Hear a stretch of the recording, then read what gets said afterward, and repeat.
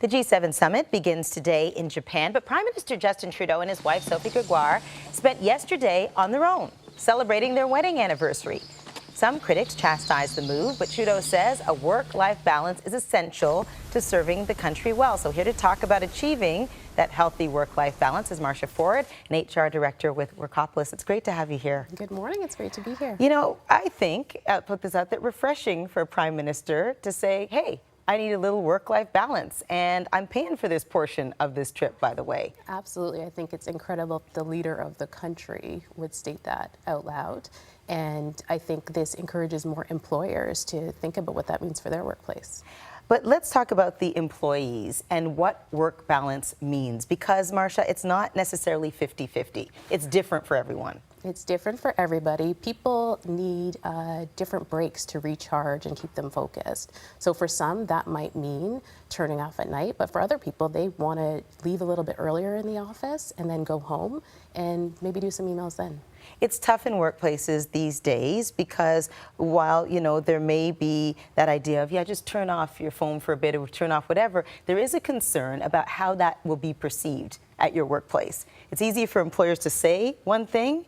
It's hard sometimes for employees to actually implement it because they think, I don't want to be that person that's not available. How do you balance that? Right. It is. It can be sometimes frowned upon, but that's why I think it's important for employers to really set the example, starting at the top. So presidents, for example, need to shut down and say, you can't access me during these times. And that's what's going to set the culture for the whole company.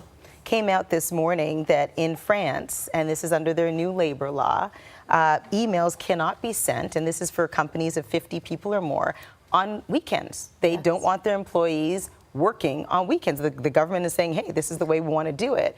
Who does that kind of thing well? Are there companies that stand out that do that well? Well, I think Europe really is leading in this area. I don't know that Canada has caught up, but we have been hearing of companies changing their vacation policies. Yeah. And saying, you know what, it's an unlimited vacation policy. Take the time that you need, and I think this is a step in the right direction. And it's not just about families, people with families, because if you're burnt out, you're burnt out, and that can happen if you're single, if you're whatever. A lot of the times it's, well, I'm dealing with kids and I'm dealing with this, but really it's about everyone achieving this kind of thing. It's about everyone across the board. Anyone is likely to get burnt out if they don't take a break. It's really about employers giving their employees time to do whatever is meaningful to them in their lives. And for people to learn how to say no, because lives can get packed up with the things that we say yes to. Too much. Absolutely. You have to say no. You have to have the conversation. And at the end of the day, if it's really important to you, you have the option to leave. So for employers, they're going to lose their top talent if they don't make the changes. And that's one of many bad things that can happen. You lose your top talent because it's burnt out, but there are struggles that employees can go through as well if they don't strike some sort of balance. Absolutely. They become stressed, and in the end, they actually become ill anyway, so they'll have to be out of work due to illness. All right. Thank you so much for coming in, Marsha. My Appreciate pleasure. it. Thank you.